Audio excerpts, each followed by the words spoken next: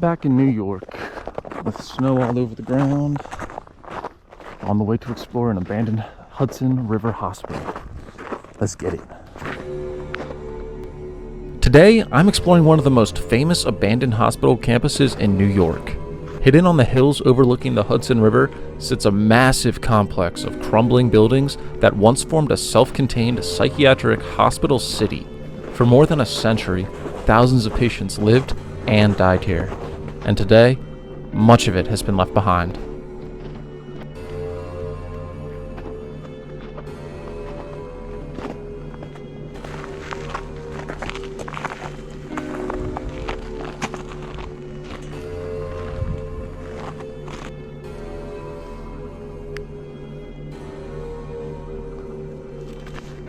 The hospital first opened in 1871, during a time when America was rapidly building large state psychiatric institutions.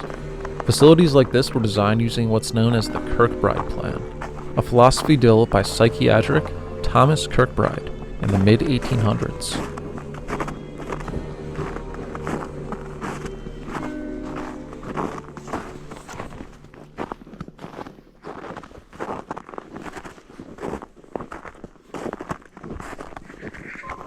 The idea behind the design was simple, but it was also ambitious. Hospitals were meant to be peaceful, structured environments where patients could recover through sunlight, fresh air, and orderly surroundings. That reminds me a lot of all the sanatoriums that we visited on this channel.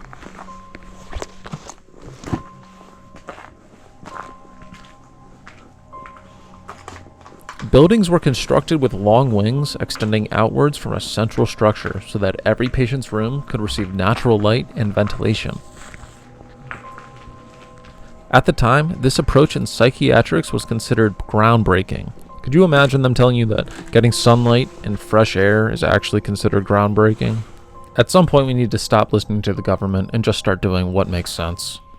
Anyways, but instead of housing people with mental illnesses in prisons or poorhouses, the goal was to treat them here, in calm environments surrounded by nature.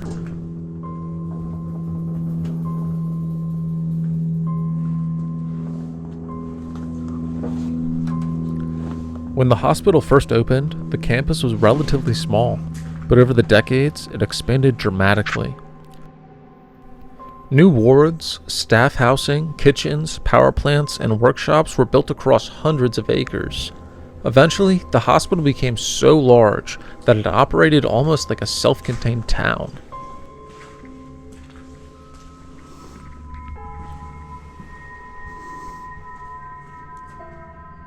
Patients worked on farms, helped maintain the grounds, and assisted in workshops around the campus. Thousands of patients lived here at the same time. But as decades passed, institutions like this began to face serious problems. Facilities originally designed for a few hundred patients became severely overcrowded.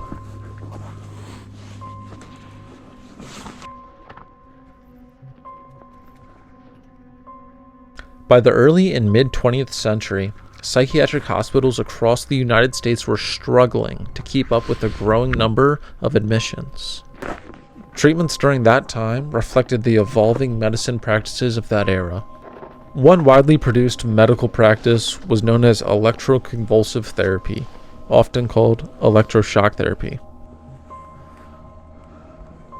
Doctors believed controlled electrical stimulation of the brain could help treat severe depression or other psychiatric disorders. While modern versions of the treatment are still available and used today in highly controlled medical settings, early use during the mid-1900s was far from experimental. Physical restraints were also common in psychiatric hospitals during this era. Patients experiencing severe episodes could be placed in straitjackets or other restraints designed to prevent them from harming themselves or harming others. Entire wards were sometimes dedicated to patients who required constant supervision. For some people, these hospitals provided long-term care during a time when mental illness was poorly understood. But for others, life inside massive institutions like this could be isolating and difficult. By the 1950s and the 1960s, public attitudes towards psychiatric institutions began to shift. New psychiatric medications were introduced, and government policies began moving patients into community-based care programs. 9/10/1980. This movement became known as deinstitutionalization. As patients left facilities like this, large hospital campuses across the country slowly began shutting down. After operating for more than a century, this hospital eventually closed its doors in the early 2000s. And once the patients and staff were gone, the buildings were simply abandoned. But the story of this place didn't end when the hospital closed. In 2006, a massive fire tore through parts of the abandoned complex. Once the flames spread through the aging wood floors and the roof systems, much of the structure was impossible to save. Large sections of the historical building were destroyed. Today, still so many sections of this building show evidence of that fire.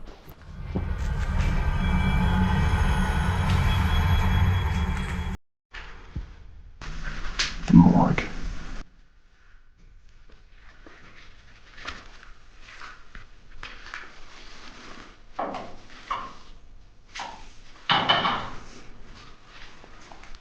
This building is the hospital's morgue.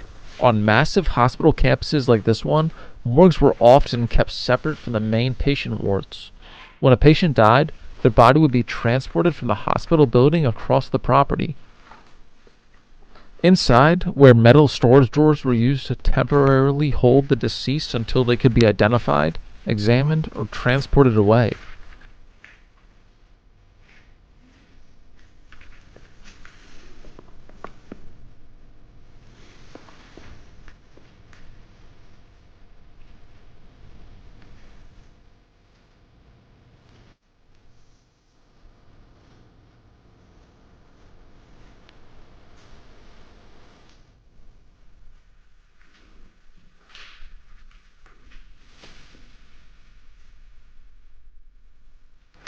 In the central room sits the examination table, where autopsies would have been performed.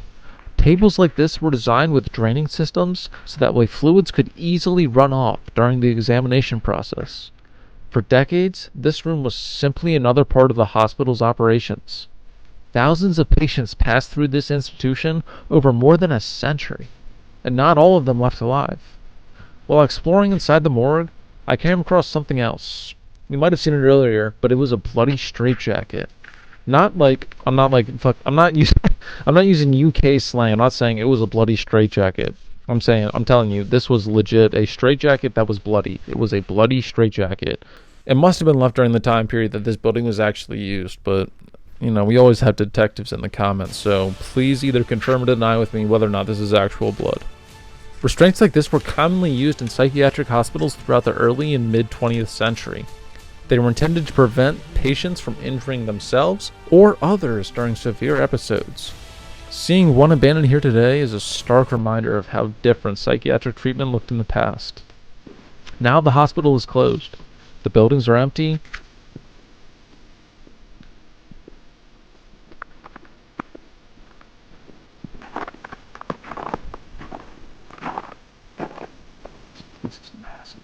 And the campus is slowly falling apart. And you might think that's because of those construction crews and equipment that are constantly out front of this building, but I'm telling you, bro, those guys have not really done anything. I've seen construction crews outside of this building for almost a decade now, and it seems like all of the damage that was done has been done by random people committing arson. I honestly don't know why there's a construction crew out there. Might be some big random scam that people are doing. I don't know, but honestly, they haven't done anything for a decade, so me by myself would be a better construction crew, or a better demolition crew, at least that is, than this crew. But anyways, I'm glad that they haven't torn it down because it gave me the opportunity to go and explore it, and I hope that for whatever reason, all of their funding and all of their construction gets constantly delayed, installed, so that way we can still have this beauty. Shout out to the people. I saw some messages in the morgue when I was there. Shout out to the people that did like a community outreach where a bunch of urbexers came together and like kept the community clean and kept that area clean. I'm not exactly sure who the person was, but someone organized a cleanup crew. Shout out to that person, straight up. That's the type of people that we need in this urbex community. Not people that are leaving their friends at bridges. Not people that are burning shit down. Not people that are scrappers. We need people that actually want to keep things pristine, so that way people can explore them and have a good time. So shout out to those people. 100,000% shout out to those people.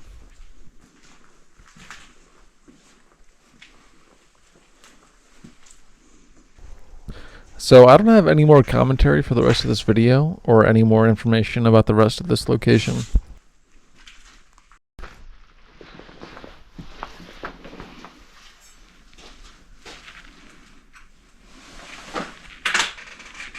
Box is full of new tiles that they could definitely use right about now.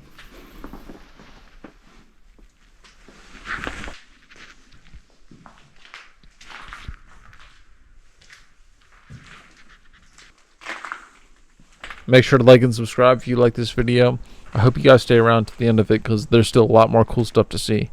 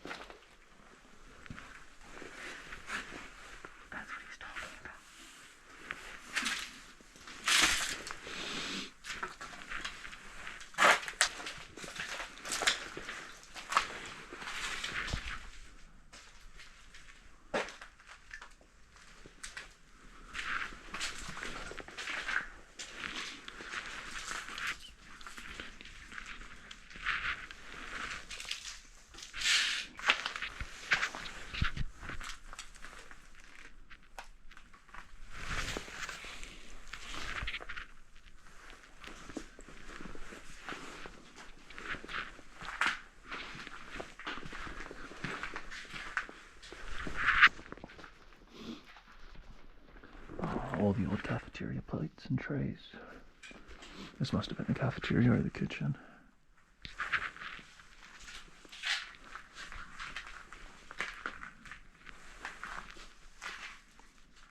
Wow.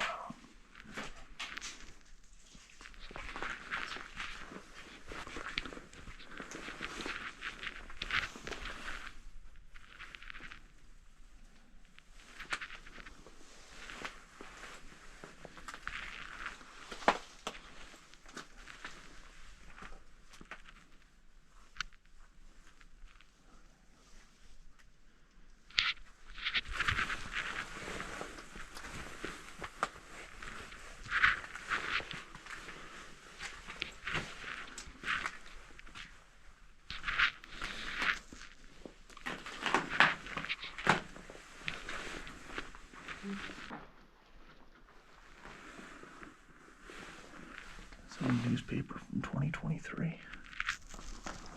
Someone brought you this year after this had closed. This is not from when this was open. Oh, there's the elevator.